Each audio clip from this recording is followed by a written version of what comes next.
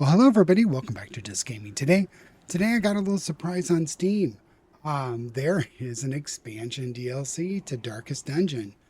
Darkest Dungeon, I love this game. It's been a long time since I played it. I think it's been since like 2022, so about 4 years. But a surprise DLC has me interested again.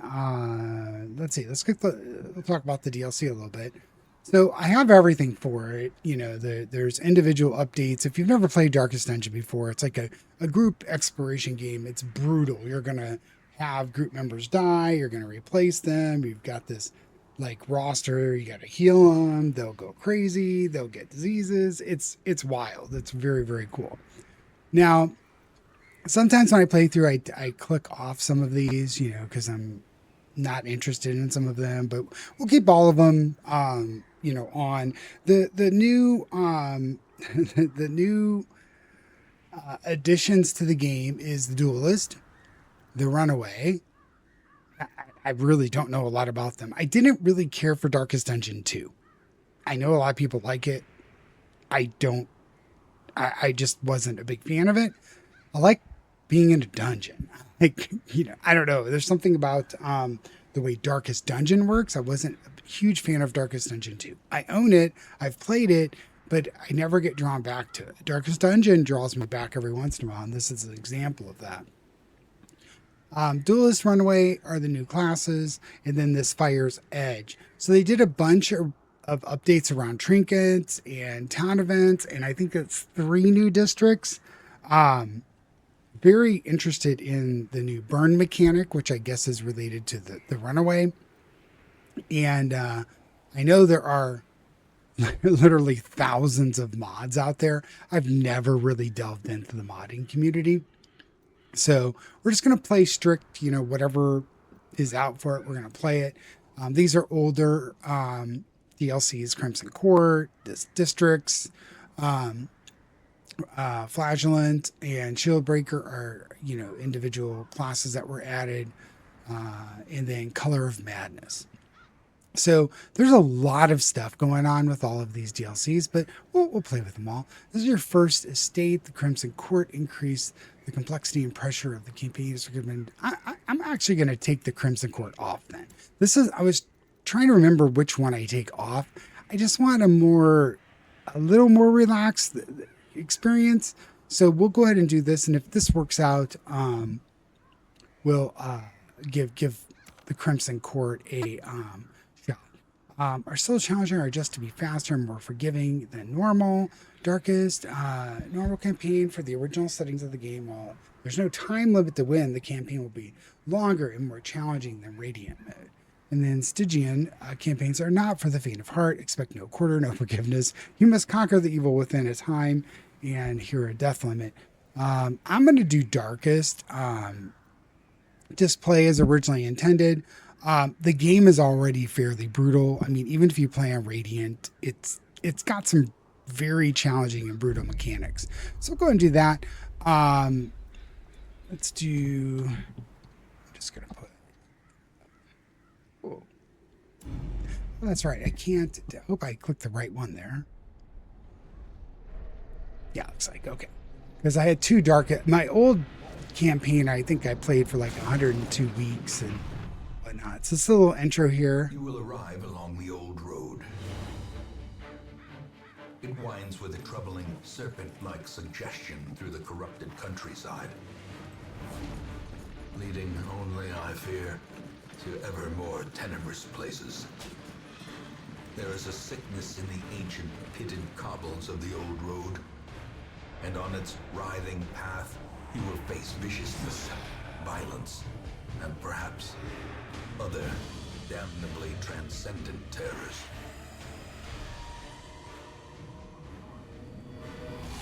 So steel yourself, and remember there can be no bravery without madness. The old road will take you to hell, but in that gaping abyss, we will find our redemption.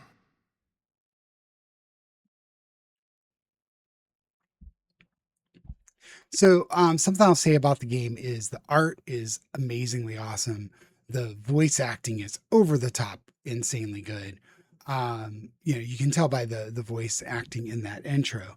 The voices you hear in the game are really, really, really well done. Um, with Stagecoach destroyed and Caretaker gone, you have to make the journey to the hamlet on foot. Now, you start with two characters. You start with, this is the intro called the Old Road. Every time you play this, you'll go through this.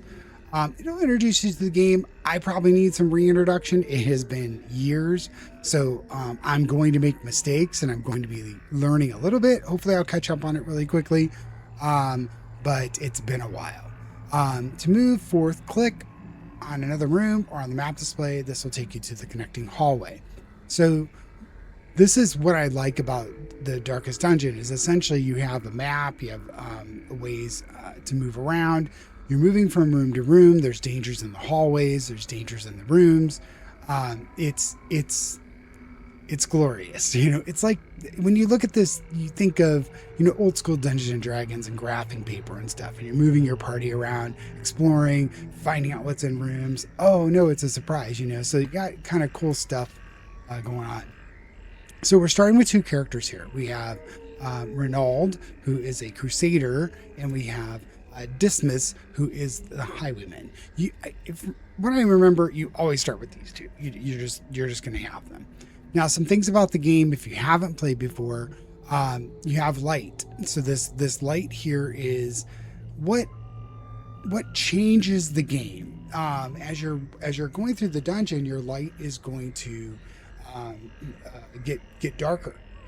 So basically right now we're at 100 radiant light, and that we get pluses to dodge, we get pluses to scouting, and we get pluses to surprising monsters.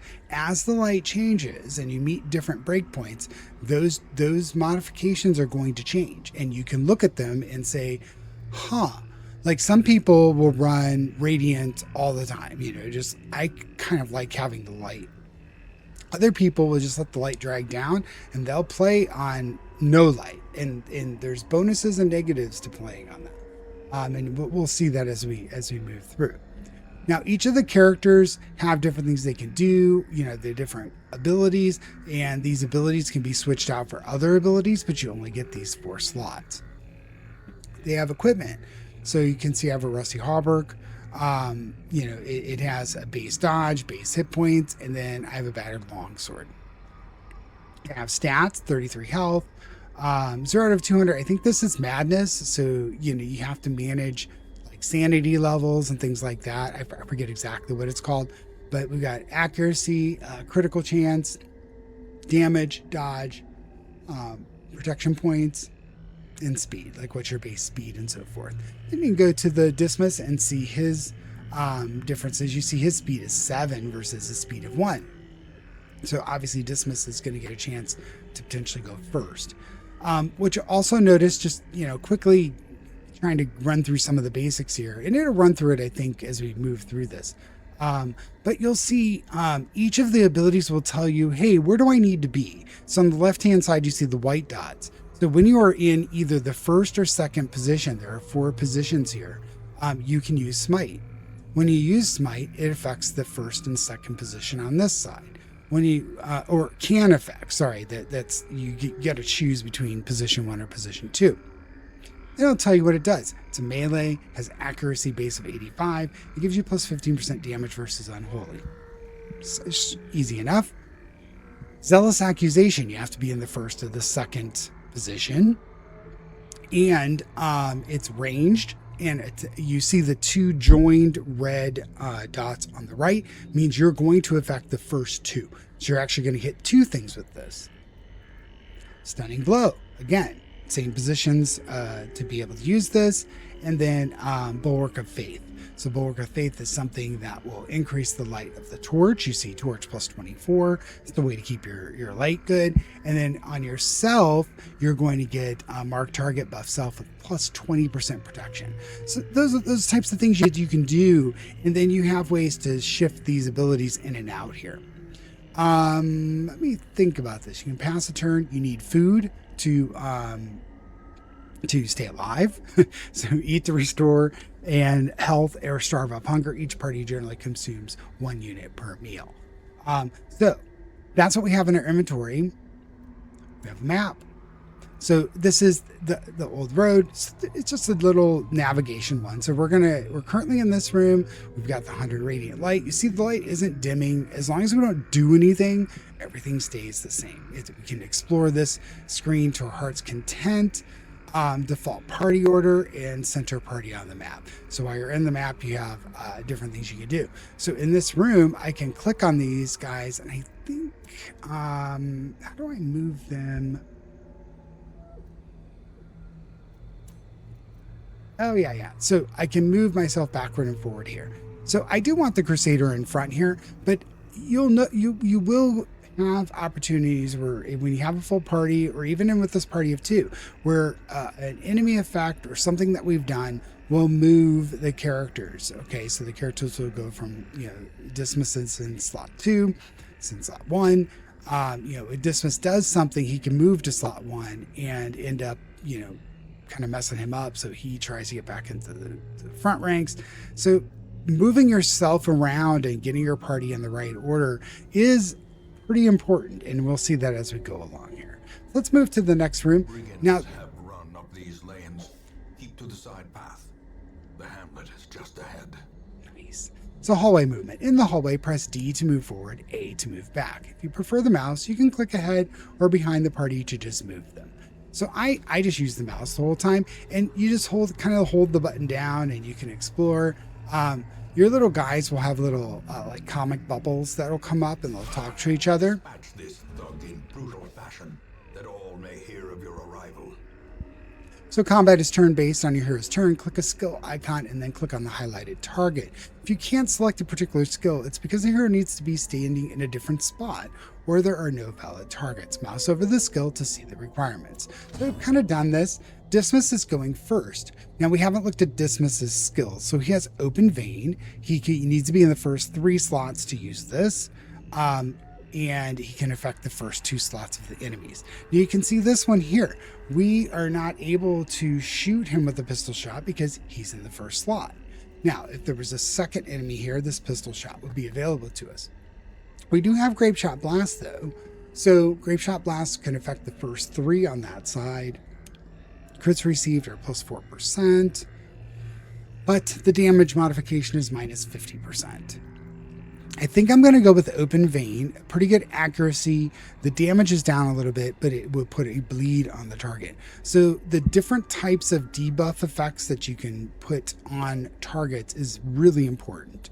So being able to reduce bleed resist and decrease speeds, and put different types of damage over time effects like bleed and disease and poisons and stuff like that. Very important in the game. So let's do open vein, and let's click on him. So we did 8, and now he's bleeding. So anytime that you do an effect, he had a speed that was greater than Renaud, so he went before Renaud. Now we can hover over. So this bleed is going to do 2 damage per round for 2 rounds. He has 2 hit points. So he's just going to die next turn, but Renaud gets a chance here. Let's look at just doing, our light is at 88. Sure. Well, let's increase our light. The light, the promise of safety. And we'll do another open vein on him and be done. Now loot. Each item, if you take it, will occupy a space in your inventory. And driven into the mud. Sorry, I'll let the voiceovers go. Mouse over items to show the details about them. This works in your inventory too.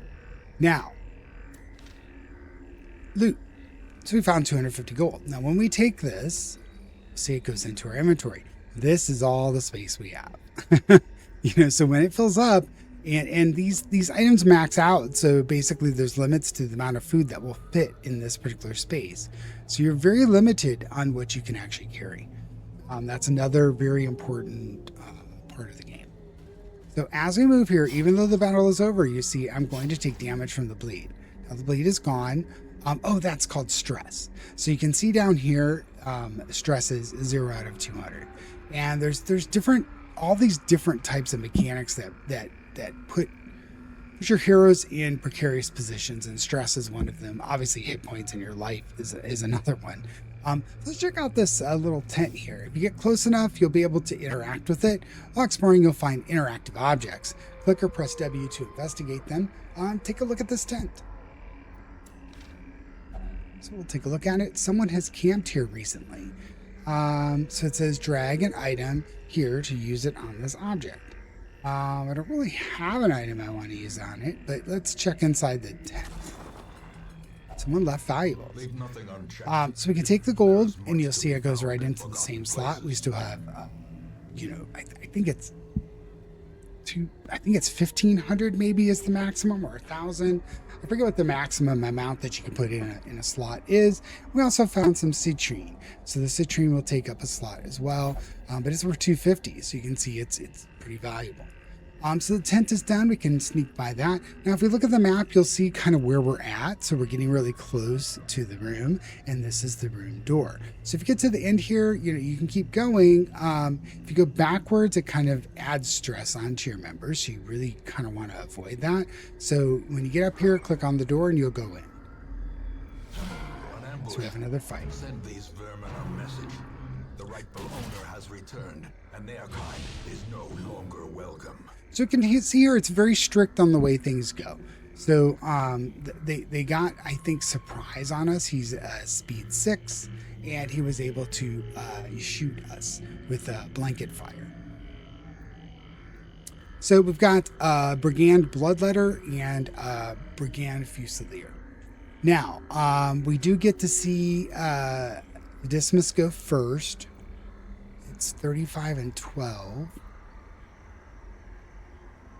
Pistol shot, grape shot, and tracking shot. Now, grape shot can affect both of them, but I think I'm going to try and get a bleed on him. A crit is awesome. We also have the bleed on him. It's 2 damage for 5 rounds, which is very nice. Now, it's going to stay here because that's where I was, what I was doing last time. I think I'm going to do a Zealous Accusation and see if I can hit both of them. They're not unholy. A Stunning Blow might be nice too. Let's try and stun him. Nice. So he did not resist the stun. So he's going to go. He's just going to take damage. And now, when you stun somebody, they get a resistance to stun for a round. So he has that going on. Now let's see if we can stack a bleed on him again. So we hit him. He resisted. What did he resist? I'm not sure what he resisted there, but he did. He does have a stacked bleed now. Now, this is an example of them messing up rotation here a bit. We've got the Renault in the second position now, which is not really where we want him. However, I'm okay with it, because we got this guy. He's got 3 hit points left. I'm going to do Zealous Accusation so I can hit. I don't know. I can try and stun him. It's been a while. No, he takes up. Oh, so that's another thing. You see, he's so large, he's taking up 2 slots. So he is in slot 1 and 2. So actually, these are not good. For like Zealous Accusation would just hit him. So I'm going to go ahead and do the Smite, which will do a little more damage if we hit him. Just kind of get him out. Corpses. Now, when monsters die, they leave corpses. Corpses act as temporary obstacles and will eventually go away on their own. You can attack corpses to destroy them faster, but often a better approach is to use range skills, push-pull skills, and even corpse clearing skills that some heroes possess. Monsters killed with bleed, blight, or crits leave no corpses at all. So, the corpses have hit points. If you click on them, you'll see this has 11 hit points. So he kind of has a little wall in front of him now, which is unfortunate. So open vein, I could put it on the corpse.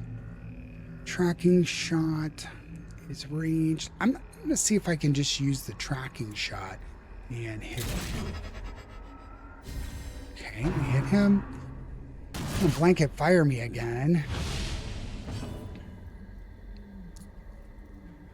I really can't do much of anything, so I'm just gonna try and get rid of this corpse if we can.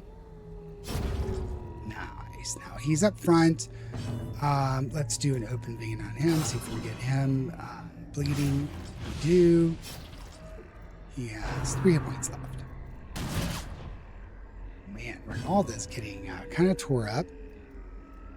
We'll try and just smite him. As the fiend falls, a faint hope Now, blossoms. they have some treasure for us, so we're going to take the gold. Deeds. So what you'll see in town is these particular pieces of treasure will help us build up our town, you know, and build up our skills and different things that we can do in town.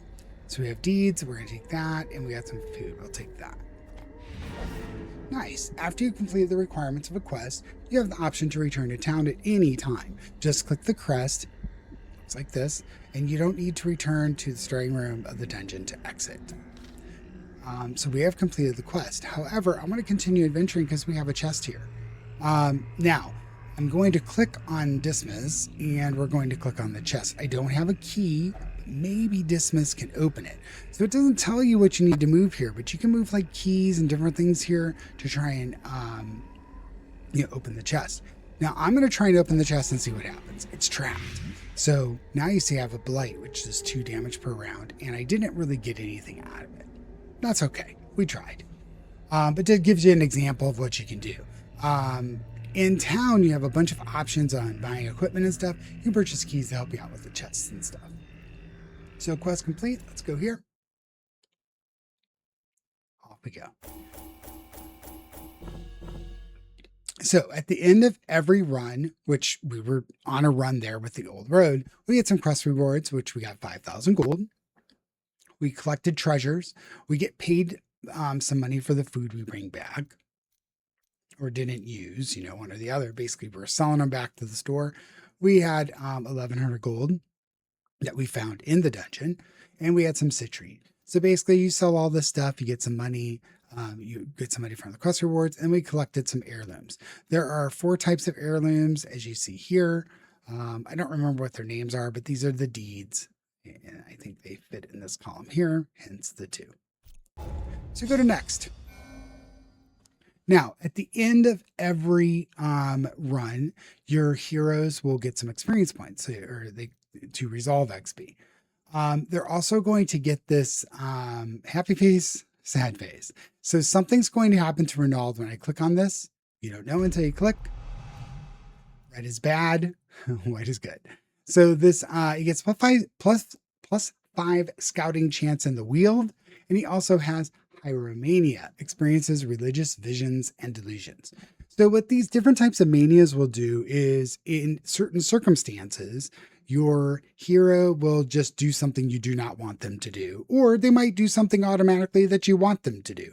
But they'll lose control and they'll just do something, and it may or may not be something that you like. Sometimes they'll just take damage. Sometimes they'll refuse to do something. So there's different things that he is now affected by. However, there are ways to remove these things. So we're going to go to town. Welcome home, such as it is. This squalid hamlet, these corrupted lands, they are yours now, and you are bound to them. Love the voice acting. The guy doing the voice acting in this is just tremendous. So Ronald and Dismiss successfully escorted you to the hamlet. So basically, you're kind of in the background, right? And these are your guys. So quest goals: successfully complete your first foray into the ruins, defeat the apprentice necromancer, defeat the sonorous prophet, defeat the necromancer, defeat the fulminating prophet, the necromancer lord, the gibbering prophet, the wizened hag. You can see there are quite a number of things that you can do. As you move through, you're going to try and, complete all of these goals. Then you have roster goals. So you have quite a number of characters to work through. So very, very cool. Very excited to give this a run here.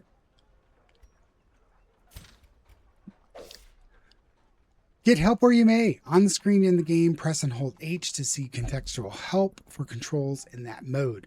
Try while in town, exploring, fighting, camping, and more. So I'm going to go here. Let's press H and see what it says. So here you can tell us all about these different things that are in town or different things that we might have access to in town eventually. So that's going to be the key here is we're going to look in to try and open up most of what's in the town. And check out the graveyard first. I wonder what it does. Most will end up here, covered in the poisoned earth, awaiting merciful oblivion. So the graveyard. When your characters die, they go here. And there will be a little like gravestone, if I remember right. And they basically, there will be a remembrance for their sacrifice to the greater good. There's a stagecoach. Right, there's certain things that we can't do anything where it's that you see it just says complete more quests to unlock. There's stuff everywhere, right? So you have to complete the quest to unlock these. Let's check out the stagecoach to recruit new heroes, view ancestors' memoirs, and shop for rare items. So the place we're going to need to be is the stagecoach. So let's go. Let's start the nomad wagon. Trinkets and charms gathered from all the forgotten corners of the earth. So nomad wagon, you can spend your money on different trinkets and different things that show up. Let's click here real quick.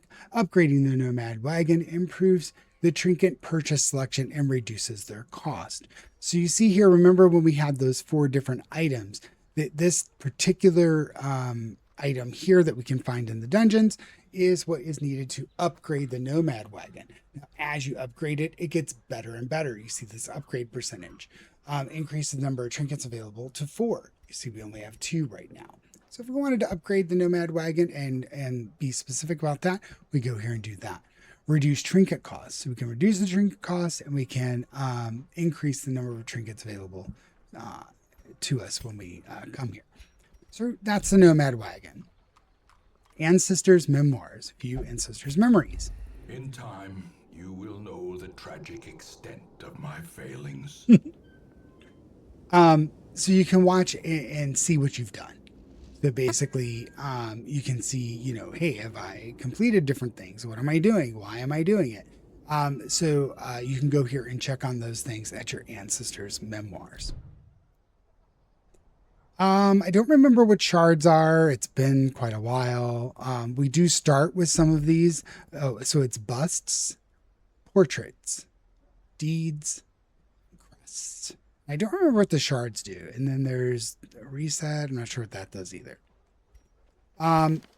That's activity log. This is our trinket inventory. So as we acquire more trinkets, some of them will assign to characters. Some of them will have in our inventory. Some of them will be able to sell and so forth. Here is our glossary of different things within the game. What does it mean? You know, what does it mean when you get an affliction? You know, and then here is just the overall, you know, game mechanics and so forth. So Stagecoach is where it's at. We need to get some more heroes for our adventures. So let's go to Stagecoach. Women and men, soldiers and outlaws, fools and corpses. So as it says, will find their way to us now that the road is clear. I don't know all the voice acting here, but as it says, you need to recruit all heroes to fill out a party of 4. Drag and drop them into your roster. So the Stagecoach is what essentially brings these characters in. So we'll see what the offerings are. So you see right now there is a Plague Doctor and a Vestal. That is it. That's all that's available to us at the moment. However, we can go here and do some improvements. Now, we did find some deeds and we do have some crests. So let's read what we can do to the Stagecoach. Increases the number of recruits available for hire. The change will take effect after you return from your next quest. Increase the size of the hero roster. So increases the size of our roster. So right now we have a roster size of 12 and we have 2 in our roster. So as we fill it up, we're going to want to look at increasing the size here. Now experience recruited. So it's not unlocked yet. So this unlocks when we follow these prerequisites. We need to get the instructor mastery, weaponsmithing, and armor smithing up to level 2, and we'll start to see better recruits show up. Makes sense. So right now we're going to look at increasing the number of heroes available to us. I think we're going to go there, and honestly, I might actually just... I'm going to just stay there with 1. So basically next time we'll have 3 offerings. When you start the game, this is how it starts every time. You're always going to get a plague doctor. You drag him over here and you get a vestal. Than the blood-soaked battlefield. So upgrade the stagecoach network while you're here. Send some of your starting heirlooms on upgrading the stagecoach network. This will increase the number of heroes available here in the future. To upgrade, click the plus symbol on the left and then click the upgrade. So we've already done that once. So next time we'll have 3 heroes available to us. Now you can right click on them and see your particular character. You can see the preferred position based on the the skills that you have selected. Now, you can radically alter your preferred position based on what skills you choose to include with your active skill list. So let's take a look here. Mace Bash, Dazzling Light, Divine Heal, and Hand of Light. What I'm choosing not to run right now, at least until now. Oh wait, these are camping skills. Yeah. So these are my camping skills. So when we camp, we have particular skills as well. Right now at this level, this is just what she's starting with. So basically I can't really change anything because all these things are locked. So I'm starting to recall how this functions here. So you have camp skills and you have preferred positions based on the skills that you have active. These skills are going to vary. Sometimes you'll have different skill selections when you select the character. You can see all the base stats, their equipment, the resistances. Every single character is going to have different types of resistances and so forth. So she has 30, 30, 30, 67.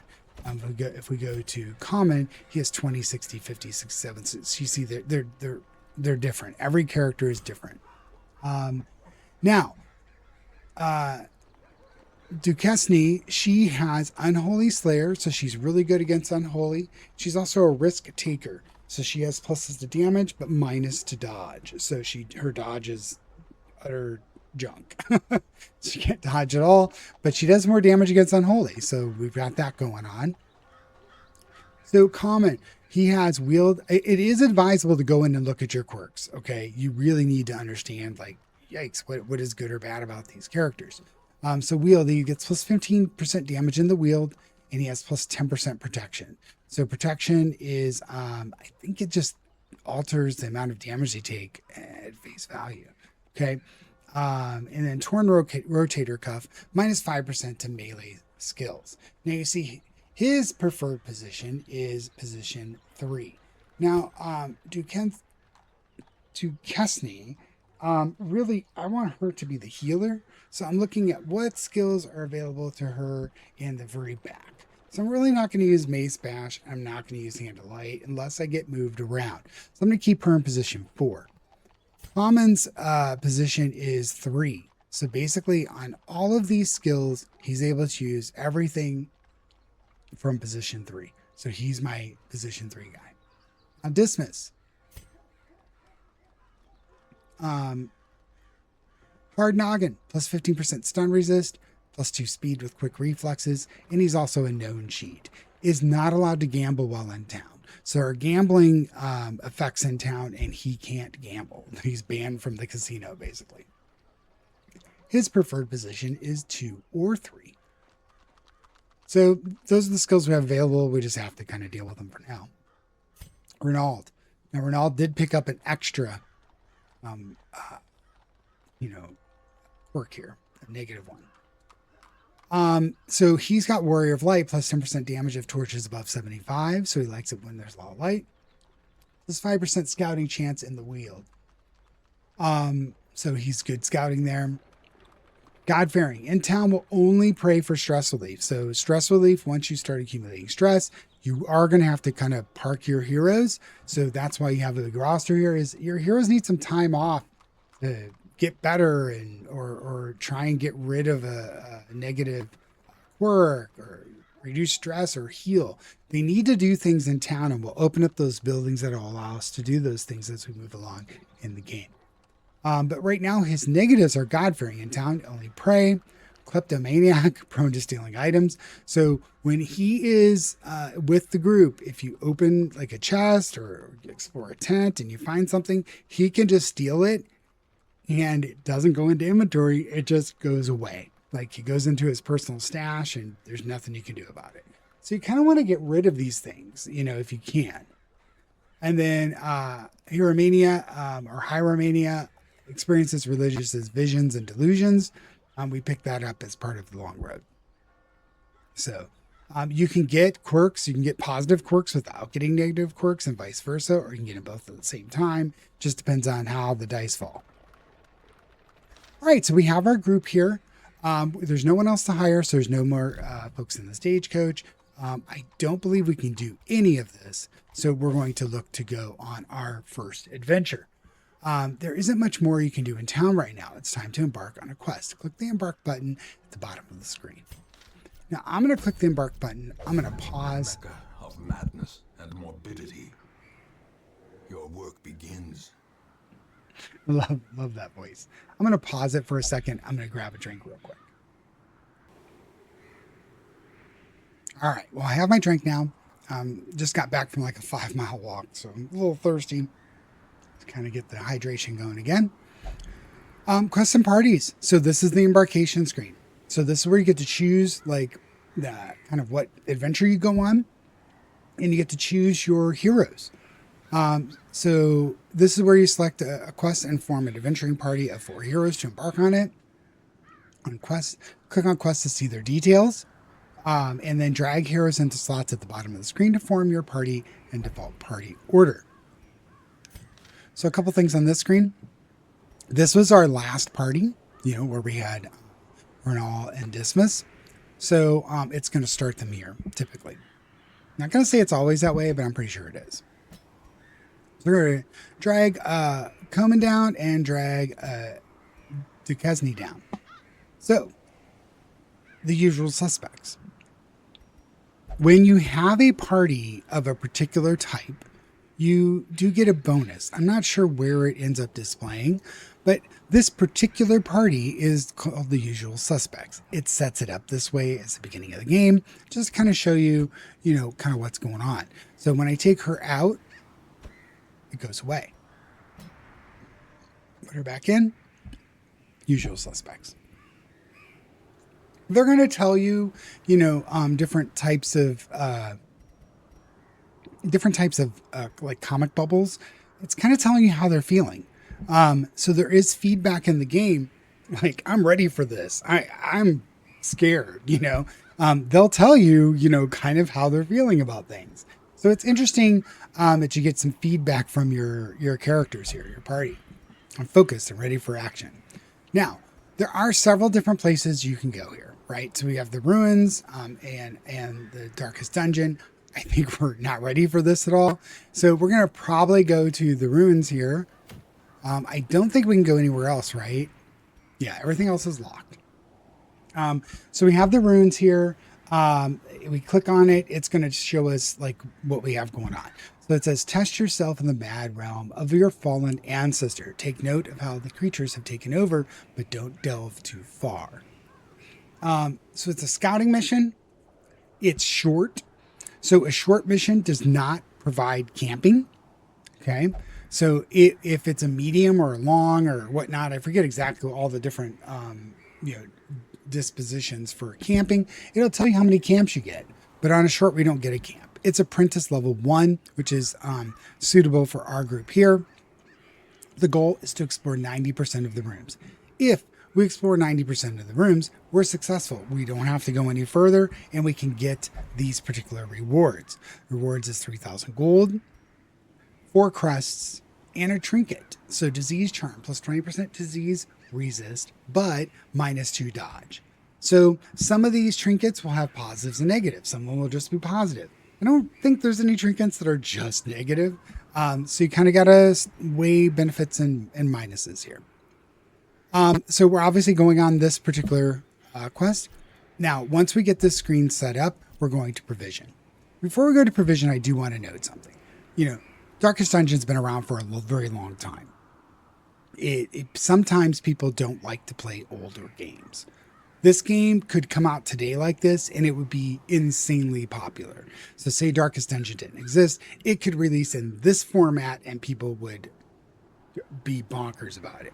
Many of the games that are out now took pieces of the brilliance of this game and have implemented it into their games. It's that good. It was a trend-setting, unique, fun game. So if you've never played it, don't feel like, oh, it's so old, you know, I don't want to play an older game.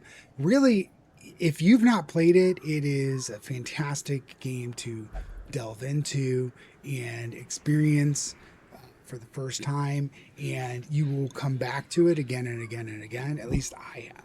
You know, that's why I'm back here again. It's a wonderful game, and having if they are going to keep adding to it, I'm going to keep coming back. The reason I haven't played in a while is there just hasn't been anything new to play. So I figured, you know, this would be a good one to give a shot to here.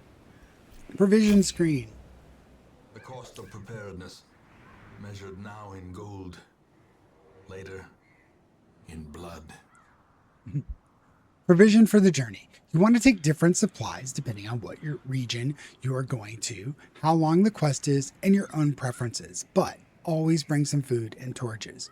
For your first short quest, try bringing at least 8 food and 4 torches. So we'll get ourselves set up for that. We did start with some holy water, and we started with some anti-venom. Now, one thing I can never ever remember what to buy. So we're going into a specific zone. I don't know what to buy. You know, it's you can go to the wiki. If you know, I typically use the wiki and say, okay, I'm going into the Weald. What the heck do I need for the Weald? I can never remember. So if you think that's cheating, that's fine. I can't remember what to buy in each one, but you can purchase them or not purchase them, or you know, do what you like. So we did say buy 4 torches. I'm going to go ahead and buy, let's say 6 torches. We'll do a little extra up there. He said 8. I'm going to go ahead with 12, just to be okay with that. All we're doing is wasting money. So if I over purchase, I'm kind of wasting money, but it's okay. I don't mind. I might regret those words later. So we do have an anti-venom and a holy water, so we can use those on the adventure as well. I'm going to buy a couple of keys to open chests and so forth. And I'm also going to buy some shovels. So they're kind of expensive, but essentially there's going to be obstacles and you're going to get some choices. We may not see any obstacles and maybe a waste of space, because not only are we having to spend money here, we are dedicating a slot.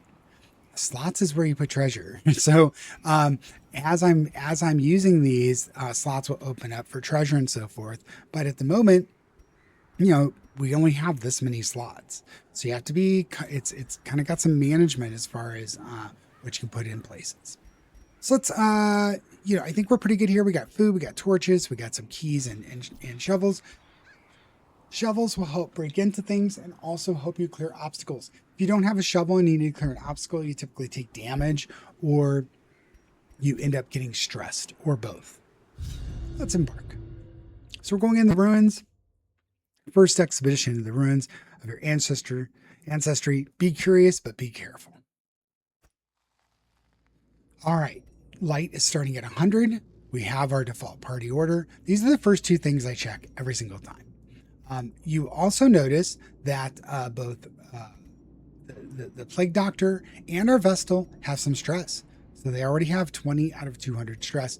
But Dismas and Renal, they're like, yeah, whatever. This is a punk zone. We're not afraid. So they're not very stressed at the moment. Those things change over time. So once I've taken a gander at what we've got going on here, we can review, you know, hey, what are we in here for? Just explore 90% of the rooms. So we can take a look at the map. Now, as we go along, we may get some scouting going on, but you can see there's different routes here to take. So this out there. I'll just click on the next room. Now we're in a hallway. Now, a note again, you don't want to go backwards. So if you have to go backwards, you're going to add stress to your characters typically, and they don't like it. You can do it, and I've done it before, but the characters generally don't like it. You go a little bit backwards, it's not a big deal. As long as you're moving forward, you're okay. You can go slow. I go a little bit slow because there are traps. So, you want to have your characters find the trap before you experience the results of the trap. So here, there's a little torch stand. We can click on it. You salvage an unburned torch. So we can take that. It'll go into our torch slot. We're at 82. All right, so we have a door here. We're at 76. I'm going to use a torch.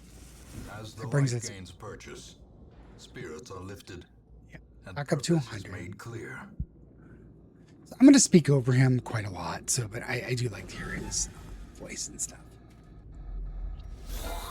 All right, so first room, first little adventure here. Now, the monsters are surprised, so we get a full turn of all four of us doing things before the bone rabble have a chance to do anything. That is mostly because we had 4 extra chances, basically. I just call them extra chances to surprise monsters. So while the light is radiant, I'm getting these particular bonuses. And the bonuses are reflected on the characters. So here we have the first 2. I think I'm going to do a... these guys are... So when you look at them, you can see the resistances. So you see the bleed 200%. So I really want to try open vein on them. So I think I'm just going to do something like the grapple shot blast, where I get to hit both of them at the same time. So let's do that. Not a lot of damage, but it did things, and also debuffed them. So their crits receive chances plus 4%. Now, we can take a look at the doctor. We didn't get to do anything with him last time. He has Noxious Blast. We would choose a particular character, and they have Blight. The Blight resist is 10%. So not as bad as the 200% resist versus bleed. So Incision really isn't going to do anything. And then we can cure Blight Bleed. We don't need to do that. So we'll go and do Noxious Blast, and we'll maybe try and throw that on the front guy here. So 2 damage. He did get diseased here, or blighted. 5 damage per round. So when it comes to him, I think he's just going to perish. Now she is ready to go here. She can heal for 4 to 5. No one's damaged, and she has Dazzling Light. Now, the Dazzling Light will increase the brightness of the torch at the bottom, but will also do some damage and potentially stun. So we're going to go ahead and Dazzling Light this guy. He's stunned. So you see, this has replaced the surprised icon, because this one's going to be stunned for a turn. Now, he is active. I'm going to go ahead and try and smite him. Executed with Perfect. He dies from the blight. The corpse moves away. Notice all the corpses end up clearing. Push on to the task's end. Turn off the voices here. But you can see if you go back and look, when it died from the blight, the corpse disappeared automatically, and then the other corpse scooted up. And then if there was another monster behind it, it would scoot up as well. We find 500 gold, so we're going to take that for sure. Now, this chest here. Unlocked strongbox. A long forgotten strongbox. 6 on the cold stone floor. Its contents unknown. I'm going to click on dismiss, because I think it is good to have your high dex type character open things. But I could be wrong. I don't know if it matters or not. So we found a shovel. Trinkets and baubles. And we also found an onyx. Oh, interesting. All right. Well, everybody's good. Everybody's in the right place. So before you leave a room, this is your opportunity to rearrange your party with no benefits or minuses. You can just have your party rearrange in this room as you see fit. You can use this to move people wherever you would like. So do that before you leave the room. Okay, when we went back to the map, we got some scouting. Scouting's very important. You won't get it all the time. You'll get it some of the times. So it's telling us there's an obstacle and a battle. We're not sure what's in this room. It looks like nothing. And then while we're in this, we can use the right click to kind of move around. We see that there's a curio, a room battle with a curio, and a room battle with treasure. So we only have one way to go here. Let's move down. There will be an obstacle. Now we can click on the obstacle and it's going to eventually, bring this up. We do have a shovel. So you can clear the obstacle by hand. Don't click on this. Okay. Click on the shovel. So since we have shovels, we can use the shovel to clear the obstacle, or you can disregard it, ignore it, and just be stuck here. So if you click this, everybody's going to pitch in and just clear it by hand, or they're going to get damaged or stressed or whatnot. Click the shovel and it just removes it. That's why I purchased shovels. Check the light. Check the map. So we've got a battle coming up. We can scooch up to the battle a little bit. And then as we get closer, check the light. 76, so we're still above where we need to be. So we do get another bone rabble. We get a bone soldier and a cultist acolyte. So they each have different abilities and different effects, and they're in different positions. So this will be interesting, a more interesting fight than fighting two of the bone rabbles. So we do have a dismiss again. I think I am going to lead off with Grape Shot Blast because he's going to be able to hit all three of them. So she dodged, so she is not affected by the crit chance there. Now, you'll see she hit him, did 1 point of damage, but put 15 stress on him. So now we're starting to experience different types of combat mechanics as well. So I'm going to try and stun her with the dazzling light. Perfect. So she's at least stunned for a turn, and I did also increase the light a little bit.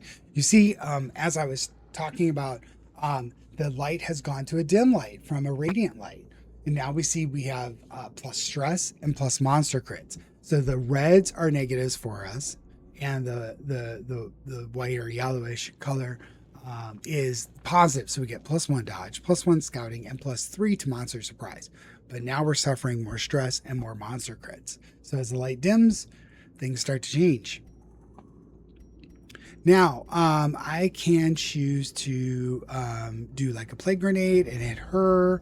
I could do an incision and try and do some bleed. The bleeds are not very good unless we could hit her. And then I could do battlefield medicine to cure blights and bleeds or heal 1. So I think I'm just going to do the noxious blast. They both have low blight resistance. So let's go and noxious blast the guy in front. He resisted, but he did take a point of damage. Now we're starting to take some damage. I'm going to do the zealous accusation and hit both of them.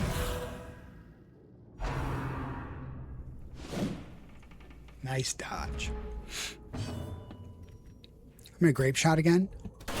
Continue the onslaught. Nice. Okay, so we got one down. So she's active. I am just going to noxious blast him, see if we can get him out of the way, and we did not, but we did blight him. So he has 1 hit point. He'll take 5, so he's effectively done. I don't think I'm going to be able to stun her again. So I might just go ahead and try and heal dismiss. Vigor is restored.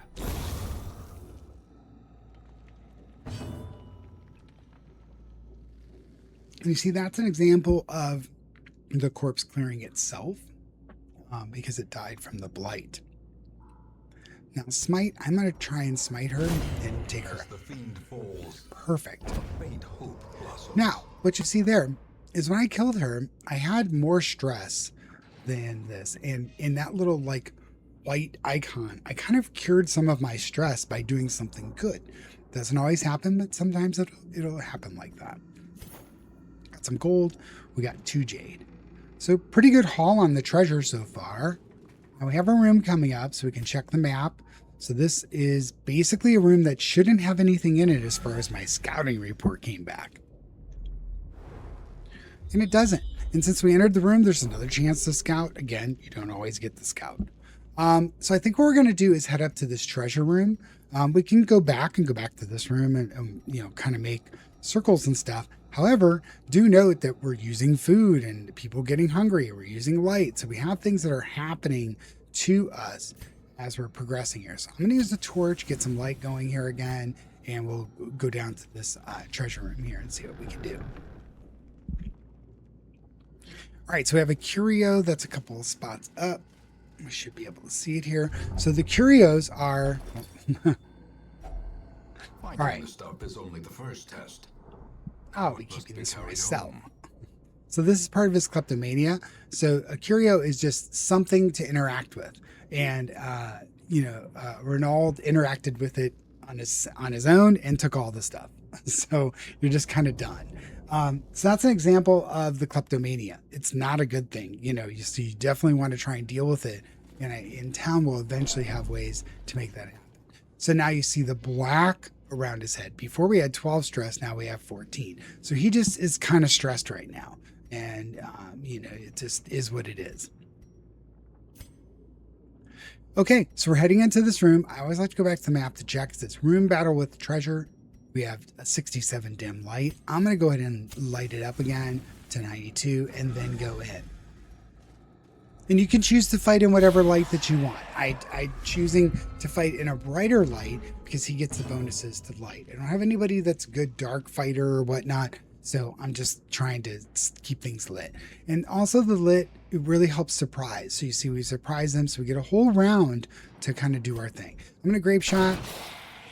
Just get everybody with that little plus 4% crit chance. And, it's generally pretty good. Now bleeding, so bleed 20, bleed 200, bleed 20. So I'm looking, maybe I can do an incision on this front guy and see if we can get him bleeding. Yes.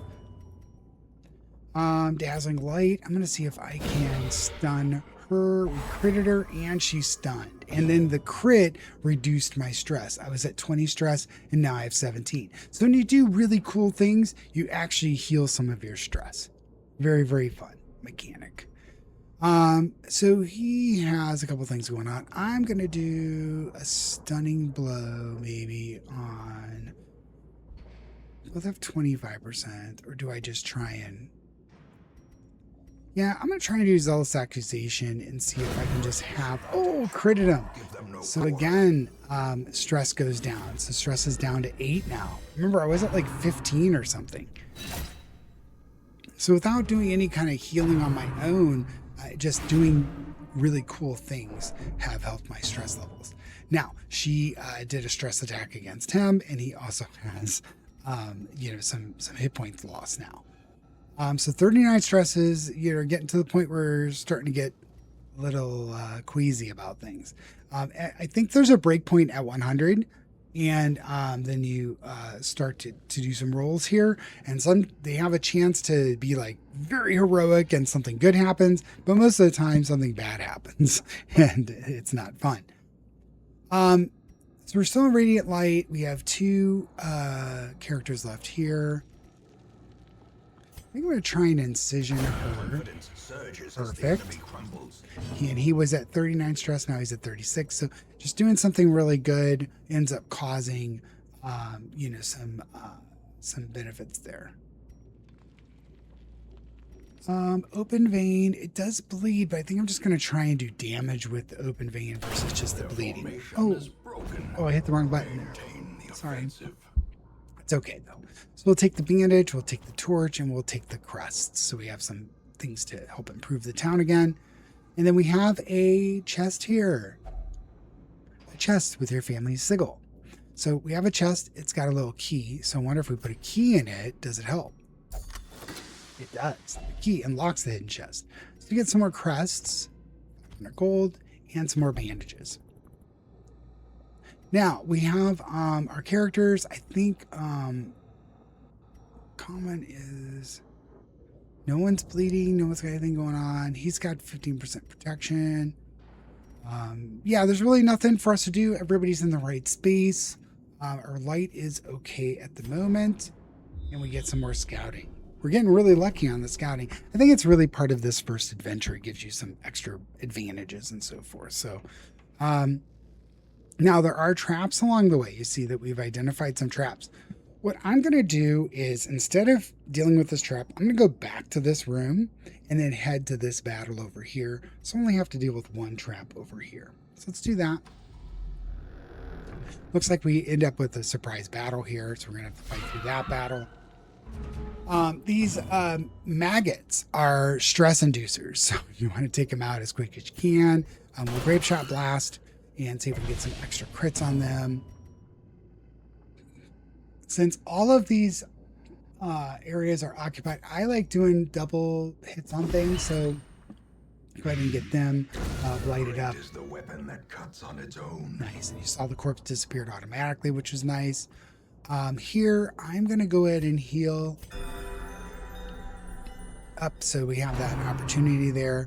Now, the Grave Nibble, I think, does 2 and some stress. Yeah.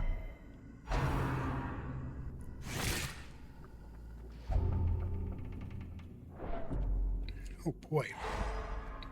So he actually is suffering quite intensely now. All right, so I actually think he got hysterical blindness. I'll have to check him once we get there. I'm not sure if I'll be able to see it on this, but not only was he stressed, not only was he stunned, and not only did he take damage, but I think he actually has a new quirk, a new bad quirk. We'll see. So I'm going to do Zealous Accusation because I think I can potentially kill these two. Yeah. To the pit. So I think the maggots don't actually put corpses out as well. They're kind of strange. I could be wrong on that. Okay. As victories mount, so too will resistance. I'm not sure I can actually. Yeah. So it said hysterical blindness. So it wasn't. Oh yeah, diseases. Yeah. So he's got disease, hysterical blindness. So minus 20% accuracy if stress is above 70. So right now it's not affecting me, but he's getting a lot of stress anyways. So it's starting to pile on here. So move along. Get these treasures here. Go back into this room here. Now, since we kind of know the way, and hopefully there's no surprises, I'm going to let the light come down and see if, and she was stressed by the light going down. Actually, they all kind of were a little bit. Go ahead and get this bag. Hopefully he won't, yeah, so Renal was able to resist his inner urges there. So we got some busts. So we have some busts and some crusts now, which is good. We're going to move up on the room door. And then here's where I want to adjust the light. The radiant light, I'm going to adjust it again just to get it to 100. And we're going to go in and try to surprise the monsters here. Hopefully we can surprise them. We did. Perfect. So you see the map had indicated that it's a battle with a curio. So it is a battle and it is a curio here. So this curio, I don't remember what to do with it, but you can click on the name of it and look it up on the wiki, which is probably what I'll do. I just don't remember what to do with them, and I hate wasting them. And there's so many different ones. I never remember what to do. So I'll probably pause it, check the wiki real quick, and I'll start to remember them as we end up playing. Okay, so we've got him up first. He's really going to get to attack one particular person. So bleed is high on all of them. Their blight is where to go. So I can blight the guy in the back. I can noxious blast and blight the guy in the front. I'm going to go ahead and blight the dude in the front, see if we can get him blighted. He did resist, unfortunately. Let's grape shot. Hopefully everybody gets affected by the crit. And then here, I'm going to go ahead and try and dazzle him, see if he can get stunned. Yes! Good. And she actually de-stressed herself a little bit there. So this accusation, plus 15% against unholy. I think I'm going to do the unholy and see if maybe we can get him out. Yeah. Perfect. He de-stressed himself a little bit there, too. Boy, they really like attacking the Plague Doctor there. Okay, so we'll Noxious Blast him. Hopefully he at least gets blighted, yeah.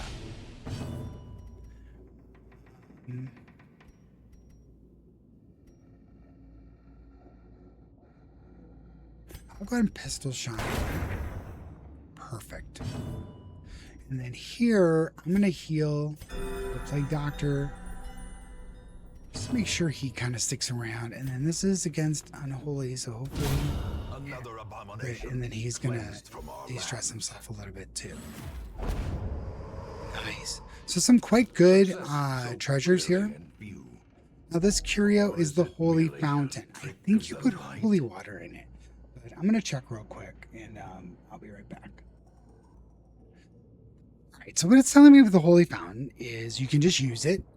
So if you click this, that is investigate the fountain. Now, if you investigate the fountain, there's a 50% chance that you got loot on the bottom. So you gain loot. 50% chance the water invigorates the hero and gains the Holy Fountain effect. If you put holy water into the fountain, you get a divine benefit, which is gain effect. Super Holy Fountain heals for plus 24 health and plus 24 stress reduction. So reducing the stress on the Plague Doctor might be good. So I am going to do the Plague Doctor. So I'm going to click on the Plague Doctor first. And I do have holy water, so let's go ahead and use it. Nice. Fully healed, and his stress is quite reduced. I think he was at 59. So now he's at 35, feeling a little better. I don't think it cures disease. It did not, but we get something out of it. You can click on it again, but it won't do anything. So we've used that effect, and it's done. Now, we have 2 ways to go. We can go all the way back around to the room that we were in, but we're just going to have to do something with this trap. I'm going to click on dismiss, and hopefully he sees the trap. We kind of know it's there, but we don't know exactly where it is. So as we move up to it, I'm going to start going a little slower. So here's the trap here. So since dismiss is a rogue, you can either get close and he'll do it automatically, or you click on it as you get close before it goes off. He did it automatically. He actually healed himself with 7 stress, so he's back down to almost no stress, which is awesome. So the rest of the hallway is cleared unless we get a surprise. And I think the next room is just, man, he is really just stressed out about being in here. The next room should be empty, but I'm going to go ahead and torch up anyways. Is struck. A blazing star is born. Nothing in the room. And we can move on to the next room. It's going to be here. There is a curio, which is the backpack. Hopefully, yeah, so no kleptomania triggered. We get some loot. We get some food. We get some treasure and a trinket. So a common trinket, which is plus 10% max HP, minus 1 speed. So I'm actually going to click on renewal, and then the trinkets you can place right into the trinket slot. Every character gets 2 trinket slots, and you see it automatically adjusted my character. So I have plus 4 hit points, and I have minus 1 speed. And if you hover over them, it'll tell you what it's doing, you know. So if I hover over here, I'm getting, I don't think it does health and stress, but all these other ones, it'll tell you exactly what it did to you. Plus, you see this isn't taking up a spot here. Now, what I'm going to do is, since I do have a little bit of extra food here, I'm going to have him eat a food. I think I can just, yeah, right. So you right click it. I'm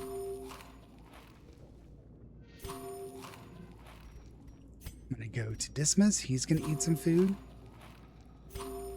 Now, normally you would use food in camp, but we don't have any camps going on. I'm going to have her eat a food as well, just to free up a slot here and heal up. So everybody's at full health again, and we can move on. So we're going to move on. I always like having the map up just in case I forget something, which I always do. Hunger. So as soon as I fed everybody, now they need to eat for food and regain health. That's okay. We have lots of extra food. Perfect. So I am going to go ahead and torch up again. Just get a radiant light. I don't think there's anything in this particular room, but we'll find out. So now I can continue adventuring or leave. I'm going to continue adventuring and see. I don't think we scouted out the final room, so that's what I want to do. Perfect. So there is an obstacle. We're going to go down to this room because there's some treasure in it, and we're in a pretty good shape. Man, we would get really messed up in this last room, but you never know. So we have an obstacle. We have extra shovels, so I feel pretty good about our ability to progress here without too much of an issue. We have a torch here, which will get us back into the Radiant. I'm going to move these deeds up here. So we have 3 slots for all the treasure we're going to get from this room. So let's go in, and we have a fight waiting for us. And what a fight it is. This is a pretty rough fight, actually. Now, this group you'll see quite a lot. While we're the usual suspects in the ruins, this is kind of a usual suspect grouping here. So a bone defender, the bone soldier, a bone courtier, and the bone arbalist. I'm going to go ahead and check. So blight is good here. I'm going to go ahead and plague grenade the back 2. Get them hopefully diseased up. They both got out of the way. Let's try and stun the courtier, because that's the one that does the stress. And I don't like the stress. We're going to grape shot and see if we can get everybody good for some criticals. So got everybody critical, but the courtier.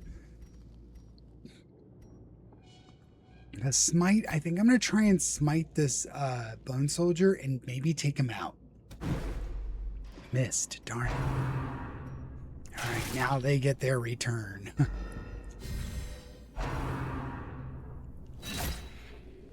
Okay.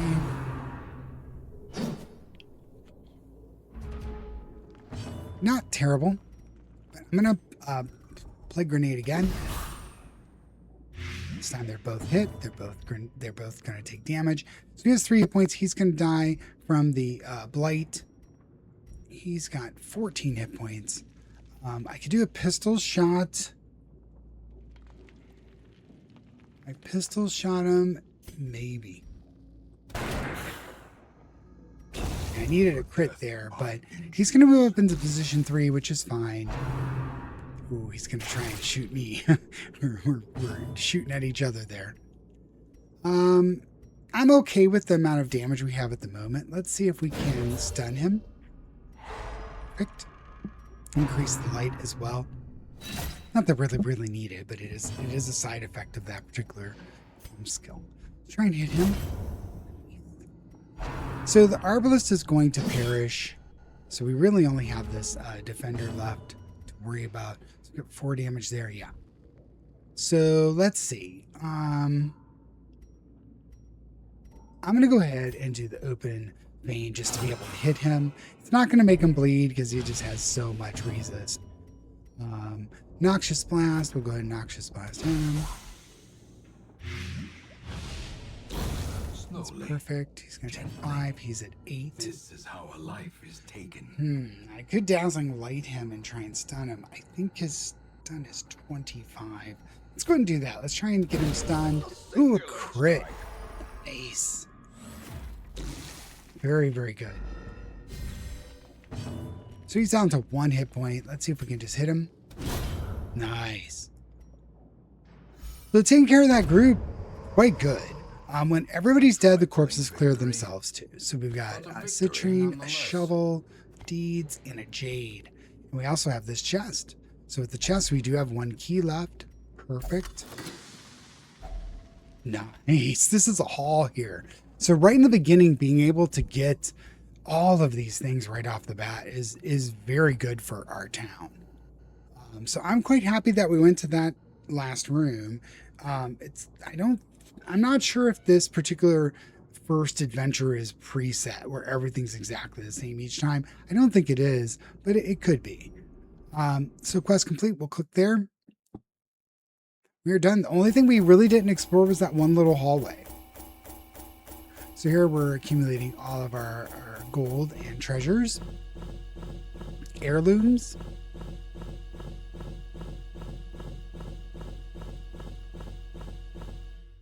Quite good. I mean, for a first run, getting this many heirlooms is awesome.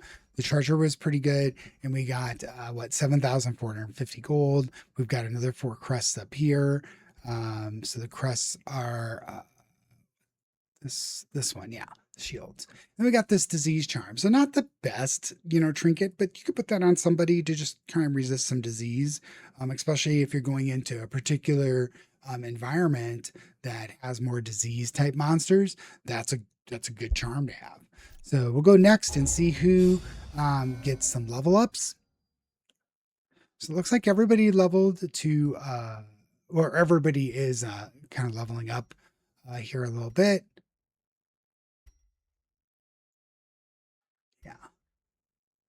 All right. So these guys have the little, clickable where they're going to get some type of positive, negative, or a combination of thereof. So let's see what we get. So he only got a positive, which is good. It's a +5 scouting chance in the cove. So he's turning into quite the scouter. And also Weald Scrounger, +5% scouting in the Weald. So that was good. We didn't get any more negatives there. So let's return to town.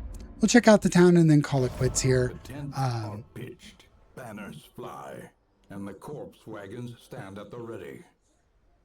The circus has come to town. Nice. So circus is here. So things to note, this is a very good note here from the game, is over time, negative quirks that characters have will lock into place and just can't get rid of them. Or it costs way more to remove them. So that's something to keep in mind as you move along. Hear ye, the Butcher's Circus. A traveling circus has arrived on the outskirts of town, bringing with them all manner of crude sport. Enter the ring this week to relieve 10 stress from all your heroes. You see the heroes are all stressed. You know, the Renald is okay, but these two have quite a bit of stress. So we did quite a bit in that little run there. You can see successfully complete your first foray into the ruins. We have done that. So we are well on our way to completing all the goals of the game. So now we have 11,570. We have another clickable. So the Abbey is stress relief and the Tavern is stress relief. So let's click on the Abbey first and see what's there. The cobwebs have been dusted, the pews set straight. The Abbey calls to the faithful. So the heroes relieve stress by taking part in activities at the tavern and the Abbey. Each activity has different side effects. Experiment to find the best activity for each of your heroes, depending on their quirks. Committing a hero to an activity locks them into that activity until the next week. You'll have to take a different hero with you on your next quest. So we keep that in mind. Now, typically there is a caretaker who is using one of the, things that you can do, right? So cloister, peace through meditation, flagellation brings absolution. So some people like flagellation and they will relieve stress that way, and that's just what they do. Other people prefer to meditate, other people prefer to pray. So remember, I think Renald can only pray in town, right? God-fearing, and you see it's locked in. Can only pray in town, so he has no ability to relieve stress in town right now at all because this guy's here. Now we can click here and see the ability to increase the stress recovery. So I believe there are 3 of them, right? And each one will do different things. So increase, and then I think another one will eventually open up a slot over here. So that's the Abbey. Then we have the Tavern. So at the tavern, nobody's occupying anything. Promise solace to the weary and broken alike. We can drink our cares away, we can gamble, and we can go to the brothel. So that's our stress reliefs here. You do have the ability in these stress reliefs to actually accumulate some sort of negatives or positives, on our quirks. So by putting our characters there, certain things can happen. So go to tavern, check that out. Same type of thing, increased stress relief, and we have certain, heirlooms that we would use to make that happen. So here we're going to go to the stagecoach. So what I would suggest on every single one of these things is go to the stagecoach first, see what kind of heroes are brought into town, and whether or not you want to add them to your roster. So we have an antiquarian, Hellion, and an abomination. So what I would say is in the beginning, you really don't have a lot of choices. So you just want to get all of these because you want to increase your roster. Others will not go, and seize what others will not see. And then you can look at them. But before we look at them, we're going to go stagecoach. So the first thing I want to do is I want to increase the number of heroes to 4. that we get each week. So we've done that. Arrive, foolishly seeking fortune and glory in this domain of the damned. Nice. So we've got some upgrades going here. Now the next week we'll actually get 4 instead of 3. Now we did pick up Godefroy. He is an antiquarian.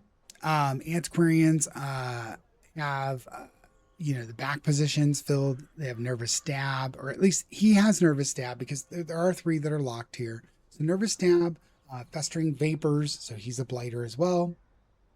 Invigorating vapors, he can buff your targets. And protect me. So mark a target, force guard by ally. So basically I can say, hey, protect me while I'm doing something back here, and you can have people to try and hit Renauld instead of you. So I have study, minus 10% stress, misses the spot, minus 2% crit. So not too bad as a character. You can also look at these things before you add them to your roster, but I have so many roster spots, I just need to get some characters to work with. We also have Crevecoeur. I have no clue if I'm saying any of these names correctly, but that's okay. So Hellion. Hellions are kind of like the big bad barbarians with these massive halberds. So she has Wicked Hack, Iron Swan, Barbaric Yelp, and Bleed Out. So a good amount of different abilities there. We won't really care about the camping abilities for the moment, because it'll be a little bit, so those are super duper. She does have Natural Eye, +5 accuracy with range skills, and the Wield Scrounger, +5% scouting chance. I don't think she has any ranged skills at all. Melee. Yes, it's kind of... This is a positive quirk that you might actually want to get rid of, because it's going to never serve you any purpose. Witness. Will not take part in prayer activity in town after certain traumatic events. So basically won't pray. Bad healer, minus 20% healing skills. So this character's kind of bad. All these quirks are bad.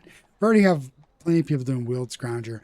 So if this particular character was in the stagecoach later on in the game, I probably wouldn't have added to the roster. But for now, she's a serviceable Hellion with some bad quirks. Presscoat. So Presscoat is an abomination. Now, abominations are interesting characters because they, as you see, have all of their abilities unlocked right at the start. Now, what abominations do is, you see this little beast in the background, they can actually turn into a beast and just start mauling things. So he's got Wield Tactician, which is plus 15% damage in the wield, and then Scattering, which is minus 5% damage against ranged skills. So let's see, we've got ranged, self, melee. So while in abomination mode, the scattering is not going to matter. While in human form, the manacles and beast power are going to be worse. Now, you transform yourself into a human, or you transform yourself into the beast, I believe. What's this one? Absolution, yeah.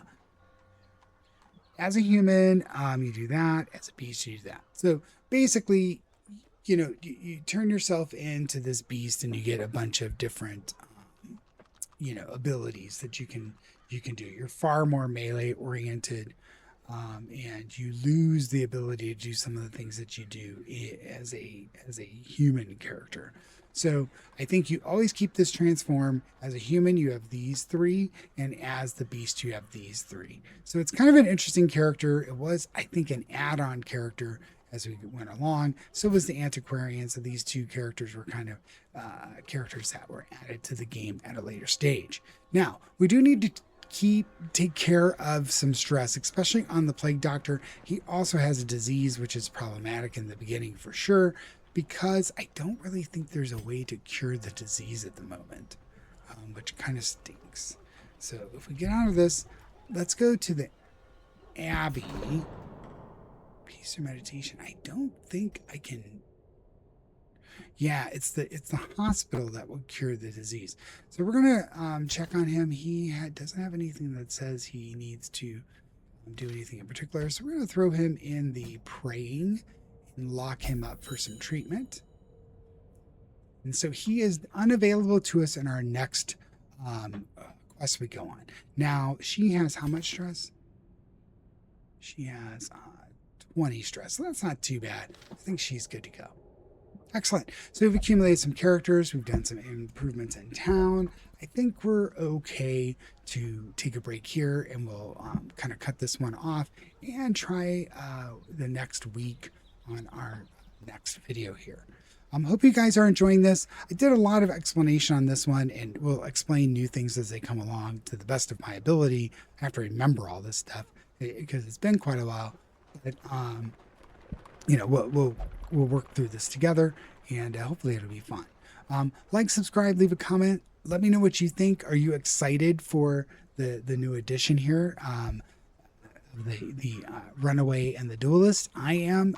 There's a bunch of trinket mechanics and stuff, so I'm pretty excited about all this. I'm interested in seeing it in the game as well. So I hope you are having fun. I hope you dive back into Darkest Dungeon and give it a run as well. Take care, everybody. See you in the next one.